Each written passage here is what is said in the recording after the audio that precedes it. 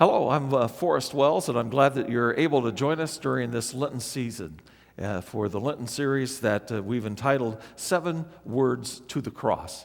So this is the first week of our journey together, and each week you'll be hearing briefly from me to introduce the theme for the day. I'd like to take a moment, first of all, to introduce the theme for the entire season of Lent. Lent is an ancient custom among the churches. It was used a 40-day period prior to Easter. It was used to help prepare new Christians for baptism. Just imagine, they spent 6 weeks preparing new converts to the faith for Christian baptism that was then done on Easter Sunday morning. And then over the years, the season of Lent has been used to call people away for a time of reflection, a time for considering one's relationship with God, a time for deepening of faith. And it really is reflective of the ancient monastics. Once the Emperor Constantine opened the Western world to Christianity and said it was okay and there was no longer any persecution, then suddenly the church began to be a little lax in its dedication and fervor for Christ. And so early monastics then developed communities out in the desert areas where they could come apart and draw their attention more closely to Christ. It was from that idea that the Lenten season took on its modern connotation of 6 weeks of time away devoted to Christ as we prepare for the Easter season. So this 6-week period of time, we'll be reflecting together along J. Ellsworth Kallis's book entitled 7 Words to the Cross. It's a very interesting concept, I think, 7 words to the cross. We have heard, many of us anyway, Jesus' 7 last words from the cross. What was Jesus saying to us?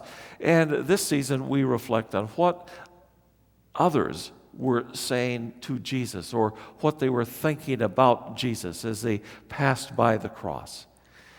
This first week, we will focus on the word of scorn, the word of scorn. Now, I bet every one of us have been made fun of before. We've been laughed at for something. You know, we're too tall, we're too short. We're too fat, we're too skinny. We have the wrong color hair, we have the wrong color eyes. We're too good of a student, we're too bad of a student. All of us have been made fun of for one reason or another. Sometimes it's in jest. You know, we like to pick on for fun, we would say, our friends or family members. Other times, it comes across as ridicule. We've really been hurt and harmed by the words of others. In this particular situation with Jesus, he was scorned. He was made fun of, even when he was going to his death, even his death on the cross. I know a number of years ago, as I was doing some coaching of basketball, and we were doing really well. You know, we were winning every game. And the people on the team said the more we won, the more envious or jealous their friends were starting to become of them. There was something about being successful that made other people resentful. And so this successful team was being scorned even by their friends for being successful. Well, Jesus, we could say, was successful in many ways. He had many followers. He did miracles. He had a life that just drew people to him. He was successful, and that brought about envy from the establishment of the religious community. Many of them, Pharisees, Sadducees, that disagreed with Jesus, that thought there was another way, that maybe Jesus was too lax, or we would say too graceful. And so he was scorned, he was made fun of, he was ridiculed by his enemies even while he was living. But now Jesus is hanging on a cross. He's hanging on the cross, nails in his hand, thorns on his brow, bleeding to death, and even then he is being made fun of. Somebody passes by and says, "Oh, he saved others. Why can't he save himself?" And so they were ridiculing exactly the purpose for which Jesus came, and that was to seek and to save the lost and to be the Savior of the world. There is a beatitude in Matthew chapter 5 that I was remembering as I contemplated this first week. The beatitude says, "Blessed are you when people insult you, persecute you, and falsely say all kinds of evil against you because of me. Rejoice and be glad, because your reward is great in heaven. For in the same way they persecuted the prophets who were before you." Well, what do you think about that?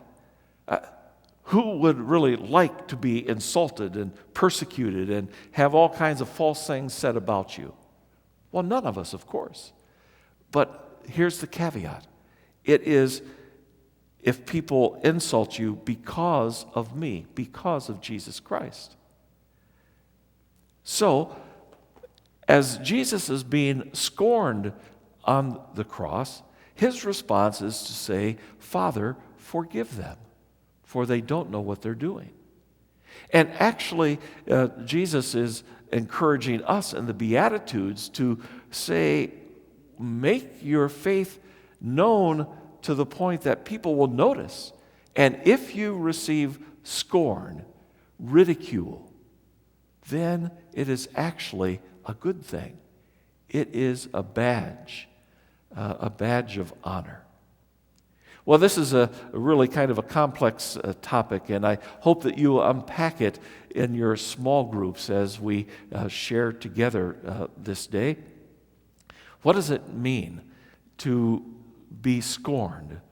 And how did Jesus receive this scorn? For him, he was fulfilling his call, and that was to be the shepherd of the sheep, the Savior of the world. And he willingly laid down his life. I'm sure he could have called the angels of heaven to rescue him from the cross, but he was faithful even to death on the cross because he was laying down his life for you and for me. And that's good news. May God bless you now as you share your time of discussion together. And we will see you next week.